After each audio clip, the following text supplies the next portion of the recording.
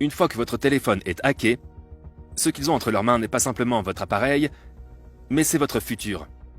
Edward Snowden est l'un des informateurs les plus populaires de l'histoire de l'humanité. Ces révélations explosives sur les agissements des États-Unis continuent de provoquer des ondes de choc dans le monde entier, et nombre d'entre elles concernent votre vie quotidienne. Ils vendent notre futur, ils vendent notre passé, ils vendent notre histoire, ils vendent notre identité, et dernièrement, ils volent tout notre pouvoir. Que font les États-Unis en secret avec vos données et comment les récoltent-ils? Pouvez-vous vous protéger? Rejoignez-nous et plongez dans les 10 secrets gouvernementaux les plus terrifiants révélés par Edward Snowden. Numéro 10. Compromis de carte SIM. Nous aimons tous penser que nous avons le contrôle de nos communications. Cependant, Snowden a révélé que la carte SIM de votre téléphone n'est pas exempte de surveillance et que toutes les communications qui passent par elle peuvent être interceptées. Au moins 2 gouvernements essayent d'écouter vos appels téléphoniques, qu'ils soient professionnels ou personnels.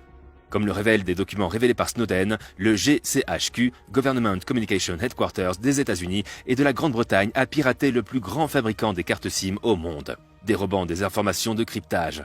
Cela a compromis des milliards de cartes SIM et des cartes de crédit de nouvelle génération, dont peut-être la vôtre. Les agents peuvent désormais surveiller secrètement une grande partie des communications cellulaires mondiales, y compris la voix et les données. Grâce à ces clés de cryptage volées, les services de renseignement peuvent surveiller les communications mobiles sans demander ni recevoir l'autorisation des sociétés de télécommunications et des gouvernements étrangers. Les clés suppriment également la nécessité d'obtenir un mandat ou une mise sur écoute et ne laissent aucune trace sur le réseau du fournisseur de services sans fil que les communications ont été interceptées. Le vol de clés en masse permet en outre aux agences de renseignement de déverrouiller toutes les communications précédemment cryptées qu'elles avaient déjà interceptées. Les principaux réseaux de télécommunications concernés sont AT&T, T-Mobile, Verizon, Sprint et plus de 450 autres dans le monde. Il se peut donc que changer de réseau ne change rien. La 9e place est occupée par les ordinateurs quantiques. Si la mise au point d'ordinateurs quantiques peut sembler être l'objectif d'un pays avant-gardiste, le document divulgué par Snowden a révélé les intentions secrètes de la NSA concernant la poursuite de cette technologie. L'ancien contractant de la NSA a révélé que l'agence était en train de construire un ordinateur capable de briser presque tous les types de cryptage utilisés pour protéger les données bancaires, médicales, commerciales et gouvernementales dans le monde entier. Le programme d'ordinateur quantique qui vise à construire un ordinateur quantique cryptologiquement fonctionnel et expansionnellement plus rapide que les ordinateurs classiques fait partie d'un programme de recherche de 77,7 millions de dollars intitulé Penetrating Hard Targets. Une grande partie du travail est hébergée sous des contrats secrets dans un laboratoire de College Park. Avec cette technologie, aucune forme actuelle de cryptage à clé publique n'est à l'abri de la NSA, y compris celles utilisées sur de nombreux sites web sécurisés, ainsi que le type utilisé pour protéger les secrets d'État. Il est intéressant de noter que le gouvernement américain n'est pas le seul à tenter de développer son ordinateur quantique. L'Union européenne et la Suisse travaillent également activement sur cette technologie et feraient des progrès significatifs, rattrapant même presque les États-Unis. Cependant, on ignore ce qu'ils prévoient de faire avec leur propre ordinateur. Le numéro 8 est le projet Dishfire, qui cible à nouveau votre communication téléphonique. Si vous envoyez un SMS, assurez-vous de relire le contenu pour être sûr qu'il n'y a rien qu'une autre paire d'yeux ne doit pas voir.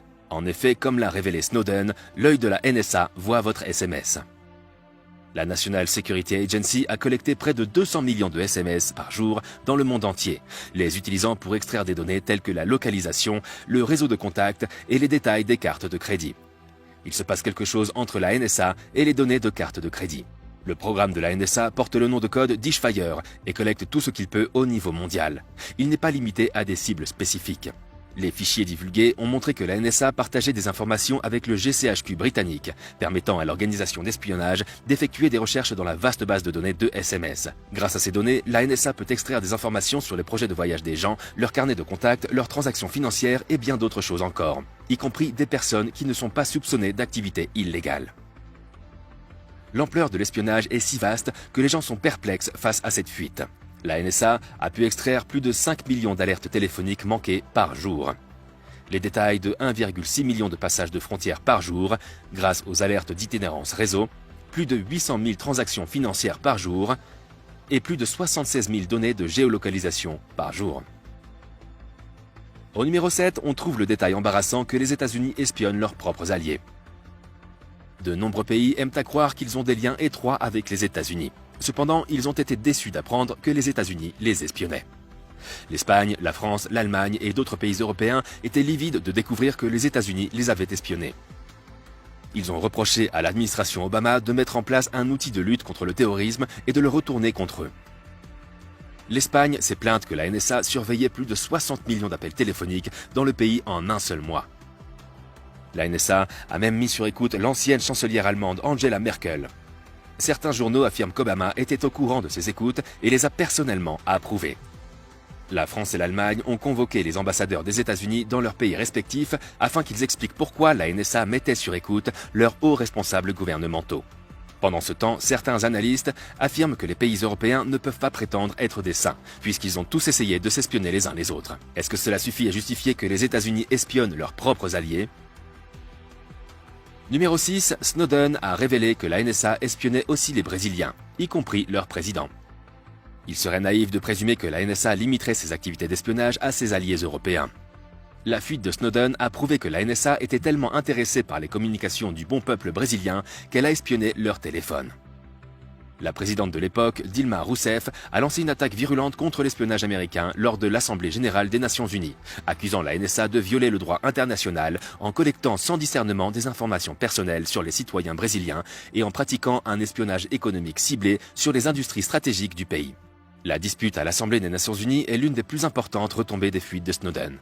Madame Rousseff a annulé une visite prévue à Washington pour protester contre l'espionnage américain après avoir appris que la NSA avait écouté électroniquement ses appels téléphoniques, ainsi que ceux des ambassades brésiliennes et espionné la société pétrolière d'État Petrobras. Madame Rousseff a appelé les Nations Unies à mettre en place un nouveau système mondial régissant l'Internet afin d'empêcher les États-Unis de répéter une surveillance aussi excessive. Monsieur Obama a tenté de calmer les esprits en annonçant qu'il réexaminerait la manière dont il recueillait les informations afin de trouver un juste équilibre entre les préoccupations légitimes de leurs citoyens et de leurs alliés en matière de sécurité et le respect de la vie privée que tous partagent. Numéro 5. La NSA a espionné l'ambassade d'Inde et l'ONU. Si la NSA a pu espionner plusieurs pays, rien ne met les ambassades à l'abri, pas même l'ONU. Snowden a révélé que l'agence de sécurité a accédé à des ordinateurs appartenant à l'ambassade d'Inde et aux Nations Unies, toutes deux situées à New York. L'espionnage impliquait un outil connu sous le nom de Boldness Informant, qui permettait aux États-Unis de collecter plus de 97 milliards de renseignements à partir de réseaux informatiques du monde entier.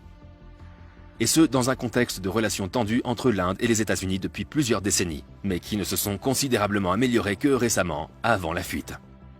Il a été révélé que les États-Unis ont collecté des milliards de rapports de renseignements sur l'Inde par le biais de l'espionnage, malgré la conclusion de multiples accords avec le pays asiatique. Ces rapports portaient sur la politique intérieure de l'Inde, ses intérêts commerciaux, ses secrets nucléaires et spatiaux, etc. La NSA a obtenu des informations par le biais de l'Internet et des réseaux téléphoniques en Inde. Certains experts ont souligné que la fuite montrait la perception réelle de l'Inde par les États-Unis, car d'autres pays visés de la même manière étaient considérés comme des adversaires. Numéro 4. La NSA a exigé et collecté des informations sur l'appelant auprès de Verizon, AT&T et Bell. Bien sûr, le gouvernement américain espionne ses propres citoyens, comme l'a confirmé la fuite de Snowden. Mais l'agence n'a pas pris la peine de pirater les téléphones ou de voler les clés de cryptage. Elle a simplement exigé que Verizon, l'un des principaux fournisseurs de services de télécommunications du pays, lui remette les enregistrements. Elle s'est appuyée sur une décision de justice ultra secrète pour parvenir à ses fins. L'ordonnance, dont le Guardian a obtenu une copie, exige que Verizon fournisse à la NSA, sur une base quotidienne et permanente, des informations sur tous les appels téléphoniques passés dans le système, tant à l'intérieur des États-Unis qu'entre les États-Unis et d'autres pays. Ce qui est troublant dans cette collecte de données, c'est que les renseignements de communication de millions de citoyens américains ont été collectés sans discernement et en masse, qu'ils soient ou non soupçonnés d'actes répréhensibles. Normalement, des ordonnances judiciaires étaient accordées pour recevoir les données relatives à des individus spécifiques pour des raisons spécifiques. Mais ici, la NSA a décidé de collecter sans discernement. Les informations recueillies comprenaient les numéros des deux parties d'un appel, ainsi que les données de localisation, la durée de l'appel, les identifiants uniques et l'heure et la durée de tous les appels. Numéro 3. Les États-Unis ont piraté la Chine. Il semble qu'il y ait peu de pays dans le monde que la NSA n'ait pas essayé d'espionner. Snowden a révélé que la Chine avait également été victime de la propension de la NSA à surveiller les affaires des autres pays. Les documents montrent que les États-Unis piratent des ordinateurs chinois et hongkongais depuis 2009. Il a affirmé que la NSA avait piraté les réseaux de l'université chinoise de Hong Kong, qui abrite le Hong Kong Internet Exchange et le principal terminal de Hong Kong pour le trafic Internet. Bien sûr, les Chinois n'ont pas apprécié de savoir que leur vie privée avait été violée. Cela a provoqué un durcissement de l'impasse entre la puissance asiatique et les États-Unis. Cependant, de manière surprenante, de nombreux résidents de Hong Kong ont accueilli favorablement ce piratage, car ils voulaient savoir ce que leur gouvernement faisait. Numéro 2, Snowden a divulgué le document PowerPoint utilisé pour former les services de renseignements américains, et il comprenait un fait explosif. Vous ne vous attendez pas à ce que les États-Unis envoient simplement leurs agents de renseignement sur le terrain sans formation, n'est-ce pas? Les autorités ont utilisé un document PowerPoint de 41 pages pour mettre leurs espions au courant de leurs fonctions.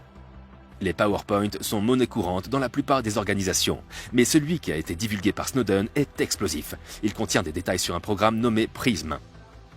Avec PRISM, la NSA a collecté d'énormes quantités de données auprès des sociétés Internet. Elle est allée chercher des courriels, des historiques de recherche et des transferts de fichiers associés à des suspects de terrorisme ou d'espionnage. La présentation PowerPoint a été la confirmation la plus solide que la NSA pouvait accéder directement aux serveurs des principaux fournisseurs de services américains.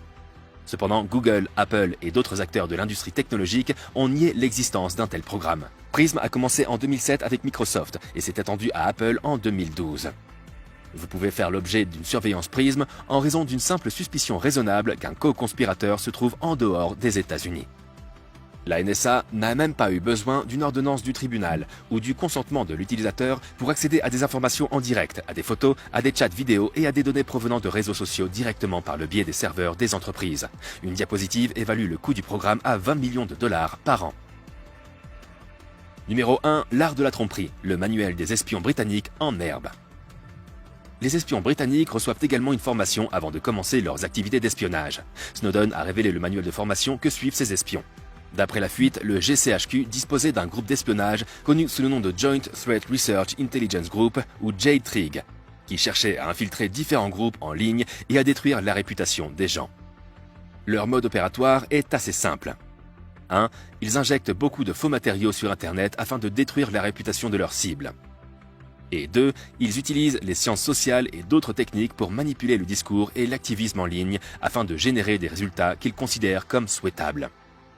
Ils créent de faux blogs de victimes en se faisant passer pour une victime de l'individu dont ils veulent détruire la réputation et publient également des informations négatives sur divers forums. Dites-nous ce que vous pensez des fuites d'Edward Snowden dans la section des commentaires ci-dessous.